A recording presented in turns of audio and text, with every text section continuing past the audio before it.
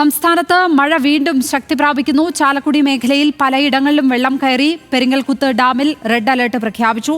ആലുവയിൽ ഇന്നലെ രാത്രി തുടങ്ങിയ മഴ തുടരുകയാണ്. കോതമംഗലത്ത് ശക്തമായ മഴയിൽ താഴ്ന്ന പ്രദേശങ്ങളിൽ വെള്ളം കയറി.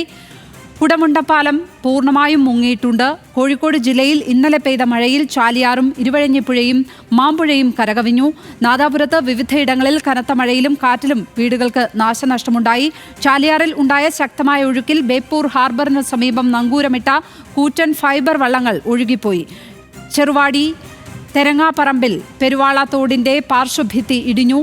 മണ്ണാർക്കാട് പരിസര പ്രദേശങ്ങളിലും കനത്ത മഴ പെയ്യുകയാണ്. കുന്തിപ്പുഴയിൽ ശക്തമായ നീരൊഴുക്കുണ്ട്. ആലപ്പുഴയിൽ ശക്തമായ കാറ്റിൽ വീടുകൾ തകർന്നു. കാറ്റിൽ വീടിന്റെ മേൽക്കൂര പറന്നുപോയി. മരം കടപുഴകി വീണും വീടുകൾക്ക് നാശനഷ്ടമുണ്ടായിട്ടുണ്ട്. തൊടുപുഴയിൽ കനത്ത മഴയെ തുടർന്ന് KSRTC ബസ് സ്റ്റാൻഡിന് താഴത്തെ നിലയിൽ വെള്ളം കയറി. തൃശ്ശൂരിൽ നിന്ന് ആസിഫ് മുഹമ്മദ്, എറണാകുളത്ത് നിന്ന് സഹിൻ ആന്റണി, കോഴിക്കോട് നിന്ന് അനിൽക്ക MV, കണ്ണൂരിൽ നിന്ന് നിഖിൽ അളവൂർ, ഇടുക്കിയിൽ നിന്ന് ആൽവിൻ തോമസ്, ആലപ്പുഴയിൽ നിന്ന് ദേവൻ MP എന്നിവരാണിപ്പോൾ തത്സമയം ചേരുന്നത്. ആദ്യം നമുക്ക് തൃശ്ശൂരിലേക്ക് തന്നെ പോകാം, ആസിഫിലേക്ക് പോകാം. ആസിഫ്, എന്താണ് തൃശ്ശൂരിലെ സ്ഥിതി? ശക്തമായ മഴ ഇപ്പോഴും തുടരുകയാണോ? റിപ്പോർട്ട് ചെയ്യപ്പെട്ടിരിക്കുന്ന നാശനഷ്ടങ്ങൾ എന്തൊക്കെയാണ്?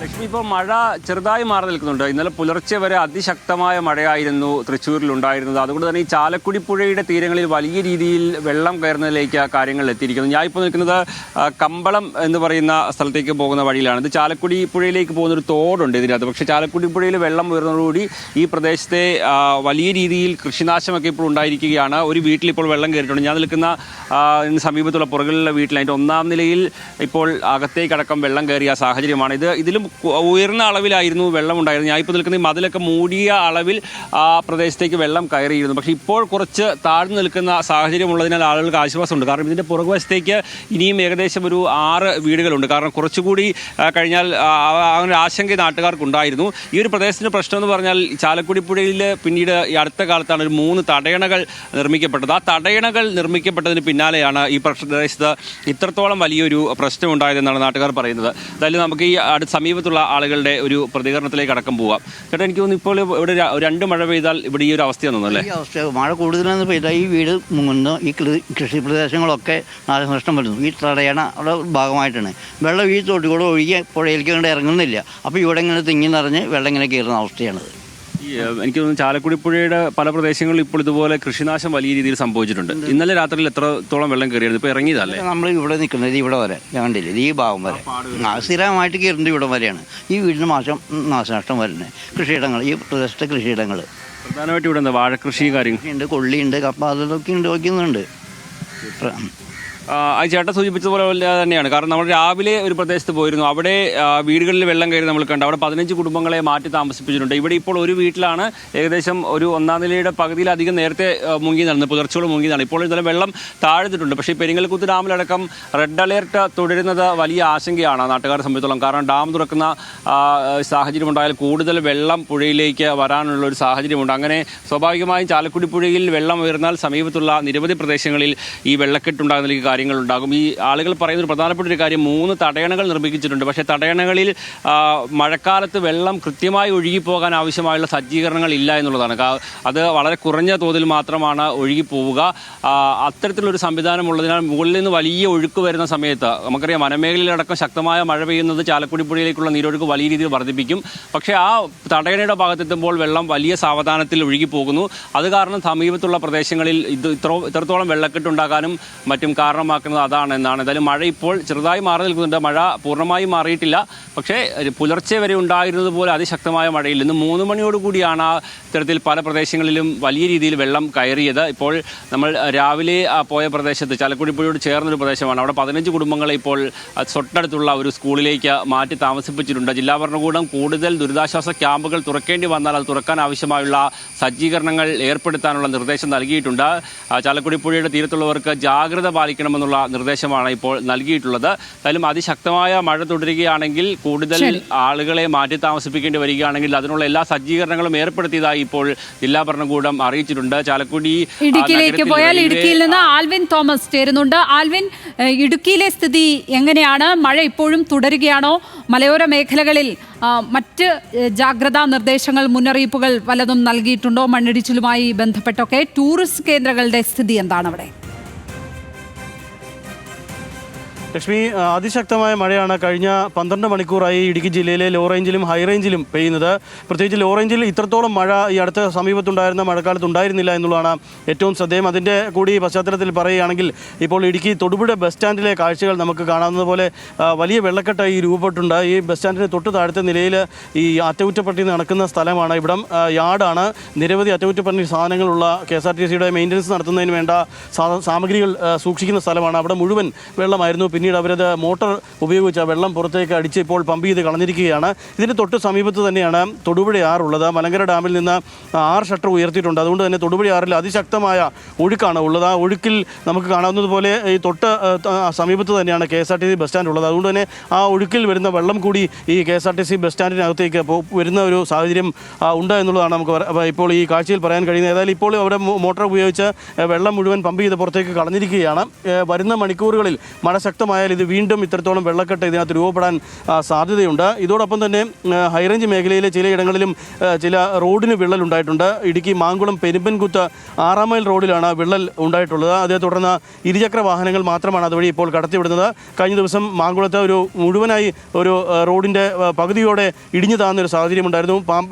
പാമ്പുംകയം എന്ന സ്ഥലത്താണ് റോഡ് ഇടിഞ്ഞു പോയത്. ഇന്ന് പെരുമ്പൻകുത്ത് വെള്ളച്ചാട്ടത്തിന് സമീപമുള്ള 6 മൈൽ റോഡിലാണ് ഈ വിള്ളൽ കണ്ടെത്തിയിട്ടുള്ളത്. അതുകൊണ്ട് തന്നെ അതുവഴി ഇരുചക്ര വാഹനങ്ങൾ മാത്രമാണ് കടത്തിവിടുന്നത്. അതോടൊപ്പം തന്നെ ഇടുക്കി ഏലപ്പാറയിൽ ചിന്നാറിൽ വീടിൻ്റെ ഒരു സംരക്ഷണ ഭിത്തി ഇടിഞ്ഞ ഒരു വീട് തകർന്നിട്ടുണ്ട്. അയ്യാദുരയുടെ വീടാണ് തകർന്നിട്ടുള്ളത്. പക്ഷേ ആളപായമൊന്നുമില്ല ഭാഗ്യത്തിന് എന്നുള്ളതാണ് ഏറ്റവും ശ്രദ്ധേയം. അതിശക്തമായ മഴയാണ് ഇന്നലെ രാത്രി മുതൽ തന്നെ പെയ്യുന്നത്. ഈ ഹൈറേഞ്ച് ലോ റേഞ്ച് മേഖലകളിൽ ശക്തമായ മഴ പെയ്യുകയാണ്. 5 താലൂക്കുകളിലെ മഴക്കണക്ക് കൂടി ഞാനിത് പെട്ടെന്ന് പറഞ്ഞു പോകാം. ദേവികുളത്ത് 113.6 മില്ലിമീറ്റർ മഴയാണ് രേഖപ്പെടുത്തിയത്. പീരുമേട് 148.1 മില്ലിമീറ്റർ, ഇടുക്കിയിൽ 120.40 മില്ലിമീറ്റർ, തൊടുപുഴയിൽ 131.2 മില്ലിമീറ്റർ. ഉടുമ്പൻചോലയിൽ മാത്രമാണ് അല്പം കുറവുള്ളത്. ഉടുമ്പൻചോലയിൽ 44 മില്ലിമീറ്റർ മഴ മാത്രമാണ് കഴിഞ്ഞ മണിക്കൂറുകളിൽ പെയ്തത് എന്നുള്ളതാണ് കണക്കുകൾ വരുന്നത്. ഏതായാലും വരുന്ന മണിക്കൂറുകളിൽ മഴ ശക്തമാകാനുള്ള സാഹചര്യമുണ്ട്. പ്രത്യേകിച്ച് ഓറഞ്ച് അലേർട്ട് നിലനിൽക്കുന്നു എന്നതുകൊണ്ട് തന്നെ അതോടൊപ്പം തന്നെ ചില നിയന്ത്രണങ്ങളും ജില്ലാ ഭരണകൂടം ഏർപ്പെടുത്തിയിട്ടുണ്ട്. പ്രത്യേകിച്ച് മൂന്നാറിലെ ഗ്യാപ്പ് റോഡിൽ രാത്രികാല നിയന്ത്രണം ഏർപ്പെടുത്തിയിട്ടുണ്ട്. അതോടൊപ്പം തന്നെ ഈ പാർക്കിംഗ് നടത്തുമ്പോൾ ഹൈറേഞ്ച് മേഖലയിൽ പലയിടങ്ങളിലും വലിയ വൻമരങ്ങൾക്ക് താഴെ മണ്ണിടിച്ചിട്ടുണ്ടാകുന്ന പ്രദേശത്തൊക്കെയും പാർക്കിങ്ങുകൾ പലരും നടത്താറുണ്ട്. അത്തരത്തിൽ പാർക്കിങ്ങുകൾ അരുത് എന്നുള്ള ഒരു നിർദ്ദേശം ഭരണകൂടം നൽകുന്നുണ്ട്. നിരവധിയായ നിയന്ത്രണങ്ങൾ വിനോദസഞ്ചാര മേഖലയിലുമുണ്ട്. അത്തരം വിനോദസഞ്ചാര മേഖലകളിൽ ഉണ്ടാകുന്ന നിയന്ത്രണങ്ങൾ കടുത്ത ശിക്ഷയുണ്ടാകും. അത് ലംഘിച്ചാൽ കടുത്ത ശിക്ഷയുണ്ടാകും എന്നുള്ളതാണ് ജില്ലാ ഭരണകൂടം പറഞ്ഞിട്ടുള്ളത്. ഇന്നലെ ഉപ്പുതറയിൽ നമ്മൾ കണ്ടതാണ് ഒരു ജീപ്പ് വെള്ളത്തിൽ പോകുന്ന സാഹചര്യമുണ്ടായി. അത് ഓഫ് റോഡ് പോയ ഒരു ജീപ്പാണ്. അത് പിന്നീട് നാട്ടുകാർ ഉൾപ്പെടെ വടം കെട്ടി വലിച്ചാണ് ആ ജീപ്പ് കരക്കെത്തിക്കുന്നത്. അതുകൊണ്ട് തന്നെ നിയന്ത്രണങ്ങൾ കടുത്തതാണ്. വരുന്ന മണിക്കൂറുകളിലും അതിശക്തമായ മഴയുണ്ടാകും എന്നുള്ളത് തന്നെയാണ് നമുക്കിപ്പോൾ കാലാവസ്ഥാ നിരീക്ഷണ കേന്ദ്രം നൽകുന്ന വിവരവും. തീർച്ചയായും മുൻകരുതലുകൾ പാലിച്ച് ജാഗ്രതയോടെ ഇരിക്കേണ്ട സമയം ആണ് എന്ന് ഈ ഘട്ടത്തിൽ ഓർമ്മപ്പെടുത്തുകയാണ്. കണ്ണൂരിൽ നിന്ന് നിഖിൽ അളവൂർ ചേരുന്നു. നിഖിൽ, കണ്ണൂരിലെ സ്ഥിതി എന്താണ്? നാശനഷ്ടങ്ങൾ റിപ്പോർട്ട് ചെയ്യപ്പെടുന്നുണ്ടോ? എന്താണ് അവസ്ഥ?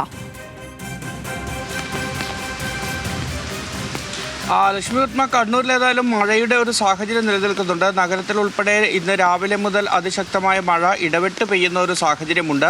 ഇന്നലെ രാത്രി മലയോര മേഖലകളിലും ഒപ്പം തന്നെ വനപ്രദേശങ്ങളിലും പെയ്ത മഴയുടെ ഭാഗമായി പുഴകളിലെ ജലനിരപ്പ് ക്രമാതീതമായി ഉയരുന്ന ഒരു സാഹചര്യം ഉണ്ടായിരുന്നു. പ്രത്യേകിച്ചും ബാരാപ്പോൾ നദിയിലും വയത്തൂർ പുഴയിലും ഒപ്പം തന്നെ വളപട്ടണം പുഴയിലും ജലനിരപ്പ് ഉയരുന്ന സാഹചര്യത്തിൽ ഇന്നലെ രാത്രി തന്നെ ജില്ലാ ഭരണകൂടം കൃത്യമായ ജാഗ്രതാ നിർദ്ദേശം നൽകിയിട്ടുണ്ടായിരുന്നു. ഈ പുഴകളുടെ കരകളിലും താമസിക്കുന്നവർ ജാഗ്രത പാലിക്കണം എന്നുള്ളത്. പഴശ്ശി ഡാമിൻ്റെ ഷട്ടറുകൾ ഇന്നലെ വീണ്ടും ഉയർത്തുന്ന ഒരു സാഹചര്യം ഉണ്ടായിരുന്നു. ജലനിരപ്പ് പ്രതീക്ഷിച്ചതിലും കൂടുതൽ വേഗത്തിൽ ഉയരുന്ന ഒരു സാഹചര്യം പഴശ്ശി ഡാമിനെ സംബന്ധിച്ചിടത്തോളം ഉണ്ട്. അതുകൊണ്ട് തന്നെ ഇന്നലെ രാത്രി തന്നെ 16-ൽ 13 സ്പിൽവേ ഷട്ടറുകളും ഉയർത്തി ജലനിരപ്പ് ക്രമീകരിക്കാനുള്ള നടപടികൾ സ്വീകരിച്ചിട്ടുണ്ട്. അതുകൊണ്ട് തന്നെ വളപട്ടണം പുഴയിൽ ജലനിരപ്പ് ഉയരാനുള്ള സാഹചര്യം നിലനിൽക്കുകയാണ്. അതുകൊണ്ടാണ് വളപട്ടണം പുഴയുടെ കരകളിൽ ഇത്തരത്തിലുള്ള ഒരു ജാഗ്രതാ നിർദ്ദേശം നൽകിയിരിക്കുന്നത്. ഒപ്പം കൂട്ടുപുഴ ഉൾപ്പെടെയുള്ള മേഖലകളിലും സമാനമായൊരു സാഹചര്യമുണ്ട്. പുഴകളിൽ ജലനിരപ്പ് ഉയരുന്നത് ക്രമാതീതമായൊരു ഉയർച്ച തന്നെ അക്കാര്യത്തിൽ ഉണ്ടാകുന്നുണ്ട് എന്നുള്ളതാണ് പ്രധാനപ്പെട്ട മറ്റൊരു ആശങ്ക. ഈ പുഴകളുമായി ബന്ധപ്പെട്ട് ഉള്ളത് കർണാടക ഉൾവനത്തിൽ ഉരുൾപൊട്ടലുകൾ ഉണ്ടായി എന്നൊരു സംശയം ഇന്നലെ രാത്രി ഉണ്ടായിരുന്നു. അതിൻ്റെ ഭാഗമായാണ് വളരെ പെട്ടെന്ന് പുഴകളിലേക്ക് വെള്ളം കുതിച്ചെത്തുന്ന ഒരു സാഹചര്യം ഉണ്ടായതെന്നാണ് കരുതുന്നത്. വലിയ മരത്തടികളും മറ്റും ഒഴുകിയെത്തുന്ന ഒരു സാഹചര്യമാണ് ഉണ്ടായത്. ഈ ബാരാപ്പോൾ പുഴയും വയത്തൂർ പുഴയും ഒത്തുചേരുന്ന പ്രദേശങ്ങളിൽ വലിയ രീതിയിൽ റോഡിന് സമാനമായ നിലയിലേക്ക് ജലനിരപ്പ് ഉയരുന്ന ഒരു സാഹചര്യമുണ്ടായിരുന്നു. ഇതോടുകൂടി ഇരിട്ടി ഉൾപ്പെടെയുള്ള മേഖലകളിൽ പുഴയിൽ വലിയ രീതിയിലുള്ള കുത്തൊഴുക്കും രൂപപ്പെട്ടിട്ടുണ്ട്. അത് വലിയൊരു ആശങ്കയായി നിലനിൽക്കുന്ന സാഹചര്യമുണ്ട്. നഗരത്തിൽ ഇപ്പോൾ വീണ്ടും ശക്തമായ ഒരു മഴ പെയ്യുന്ന സാഹചര്യത്തിലേക്ക് കാര്യങ്ങൾ പോകുന്നു. അതേസമയം കണ്ണൂരിൽ നിന്ന് വിവരങ്ങൾ പങ്കുവച്ചത്. ആലപ്പുഴയിലേക്ക് പോയാൽ ദേവൻ MP തുടരുകയാണ് അവിടെ നിന്നും. ദേവൻ, ആലപ്പുഴയിലെ സ്ഥിതി എന്താണ്? ചെറിയ മഴ പോലും അവിടെ വലിയ വെള്ളക്കെട്ട് ഉണ്ടാക്കാറുള്ളത് നമ്മൾ കാണാറുള്ളതാണ്. ഇപ്പോഴത്തെ അവസ്ഥ എന്താണ്? വലിയ മഴ തുടരുകയാണോ അവിടെ?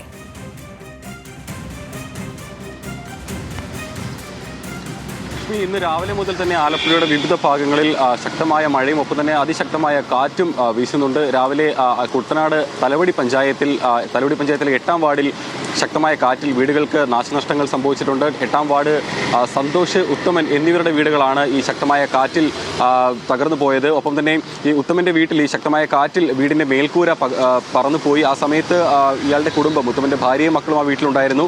തലനാടിയിലേക്കാണ് വലിയൊരു അപകടം അവർക്ക് സംഭവിക്കാതെ ഒഴിവായത്. ഒപ്പം തന്നെ ആ മേഖലയിൽ ശക്തമായ കാറ്റിൽ മരം കടപുഴുകി വീണും നിരവധി വീടുകൾക്ക് നാശനഷ്ടം ഉണ്ടായിട്ടുണ്ട്. ഒപ്പം തന്നെ ആലപ്പുഴയുടെ തീരദേശ മേഖലകളിലും തുറവൂരടക്കമുള്ള തീരദേശ മേഖലകളിലും ശക്തമായ കടലാക്രമണ ഭീഷണി നിലനിൽക്കുന്നുണ്ട്. അവിടെയും ശക്തമായ കാറ്റിൽ വീടുകൾക്ക് നാശനഷ്ടങ്ങൾ സംഭവിച്ചതായി റിപ്പോർട്ടുകൾ വരുന്നുണ്ട്.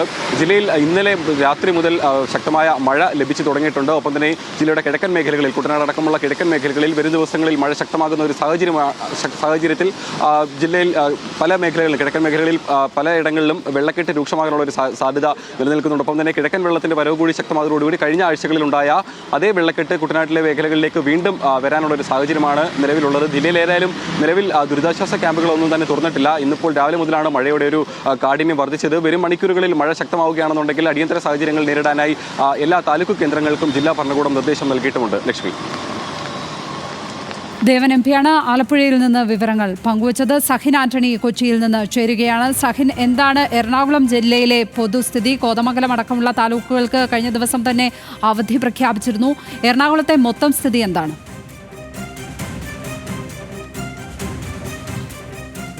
ലക്ഷ്മി, ഇന്നലെ രാത്രി മുതൽ തന്നെ എറണാകുളത്ത് ശക്തമായ മഴ ഓരോ ഭാഗങ്ങളിലും പെയ്യുന്നുണ്ട്. ആലുവയിൽ ഇന്നലെ രാത്രി മുതൽ പെയ്ത മഴയിൽ പെരിയാറിൻ്റെ തീരം കരകവിഞ്ഞ് ഒഴുകിക്കൊണ്ടിരിക്കുകയാണ്. മാത്രമല്ല പെരിയാറിൽ ശക്തമായ വെള്ളക്കയറ്റമുണ്ട്. ആലുവ ശിവക്ഷേത്രം പൂർണ്ണമായും വെള്ളത്തിനടിയിലായിരിക്കുന്നു എന്നുള്ളതാണ്. മാത്രമല്ല ഈ ഏലൂർ ഭാഗങ്ങളിൽ കാര്യമായി വീടുകളിൽ വെള്ളം കയറിയിട്ടുണ്ട്. മറ്റൊന്ന്, ഈ വീടുകളിൽ വെള്ളം കയറിയ ആളുകളെയൊക്കെ പലയിടങ്ങളിലേക്കായി മാറ്റിപ്പാർപ്പിച്ചിരിക്കുന്നു. തീരമേഖലകളിലെയും സ്ഥിതി ഒട്ടും വ്യത്യസ്തമല്ല. പലയിടങ്ങളിലും വെള്ളക്കെട്ട് രൂപപ്പെട്ടിട്ടുണ്ട്. കടൽക്കയറ്റം കൂടി ശക്തമായാൽ തീരത്തെ ജനങ്ങൾക്കും താമസിക്കാൻ കഴിയാത്ത നിലയിലേക്ക് കാര്യങ്ങൾ പോകുമെന്നുള്ളതാണ് മനസ്സിലാക്കാൻ കഴിയുന്നത്. ഇപ്പോൾ താൽക്കാലികമായി മഴ മാറി നിൽക്കുന്നത് കൊണ്ട് തന്നെ അല്പശമനമുണ്ട് എന്ന് പറയാൻ കഴിയും. നഗരത്തിൽ ഇന്നലെ രാത്രി മുതൽ തന്നെ പലയിടങ്ങളിലും വെള്ളക്കെട്ട് അനുഭവപ്പെട്ടു തുടങ്ങിയിരുന്നു. കാനകൾ കൃത്യമായി ശുചീകരിക്കാൻ കഴിയാത്തത് തന്നെ ഈ നഗരത്തിലെ വെള്ളക്കെട്ടിന് കാരണമായിട്ടുണ്ട്. എന്തായാലും എറണാകുളം ജില്ലയിൽ കാര്യമായ മഴയുണ്ട്. അത് ജനജീവിതം ദുസ്സഹമാക്കിയിട്ടുണ്ട്. ലക്ഷ്മി.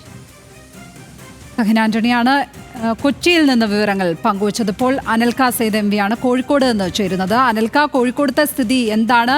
മഴ ശക്തമായി തുടരുകയാണോ? ഇപ്പോൾ പലയിടങ്ങളിൽ നിന്നും നാശനഷ്ടങ്ങൾ റിപ്പോർട്ട് ചെയ്യപ്പെട്ടതായുള്ള വിവരങ്ങൾ വരുന്നുണ്ട്. എന്തൊക്കെയാണ് വിവരങ്ങൾ?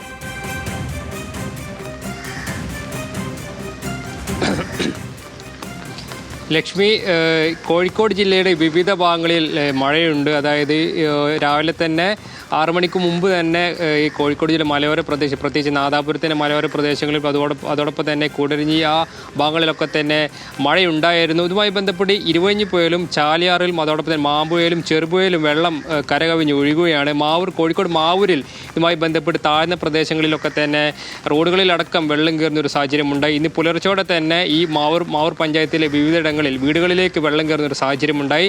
ആ ഘട്ടത്തിൽ തന്നെ വീട്ടുകാരൊക്കെ തന്നെ ഒഴിഞ്ഞു പോകുന്ന ഒരു സാഹചര്യം ഉണ്ടായിട്ടുണ്ട്. അതോടൊപ്പം തന്നെ നാദാപുരം ഭാഗത്ത് ഇതുമായി ബന്ധപ്പെട്ട് ഈ ശക്തമായ മഴയിലും കാറ്റിലും വീടുകൾക്ക് കേടുപാടുകൾ പറ്റുകയും ചെയ്തു. അതോടൊപ്പം തന്നെ ബേപ്പൂരിൽ വെള്ളങ്ങൾ ഒഴുകിപ്പോകുന്ന ഒരു സാഹചര്യമുണ്ടായി.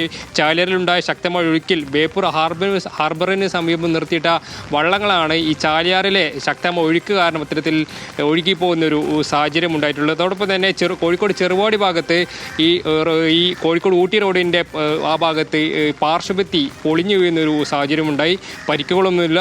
റോഡിൻ്റെ സമീപത്താണ് ഇത്തരത്തിൽ പാർശ്വഭിത്തി പൊളിയുന്ന ഒരു അവസ്ഥ ഉണ്ടായിട്ടുള്ളത്. ഏതായാലും ഇതുമായി ബന്ധപ്പെട്ട് മറ്റ് നാശനഷ്ടങ്ങളോ അല്ലെങ്കിൽ മറ്റ് ജീവഹാനികളൊന്നും അത്തരത്തിൽ റിപ്പോർട്ട് ചെയ്യപ്പെട്ടില്ല. ഏതായാലും കോഴിക്കോട് നഗരത്തിൽ ചെറുതായിട്ട് മഴ പെയ്യുന്നുണ്ട്.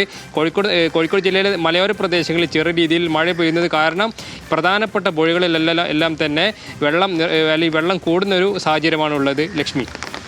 അനിൽ കാസേഡ് MV ആണ് വിവരങ്ങൾ പങ്കുവച്ചത്. കോഴിക്കോട് നിന്നും വിവിധ ഇടങ്ങളിൽ നിന്നും ഞങ്ങളുടെ പ്രതിനിധികൾ മഴയുടെ വിശദമായ റിപ്പോർട്ടാണ് ഇപ്പോൾ പ്രേക്ഷകരിലേക്ക് കൈമാറിയിരിക്കുന്നത്.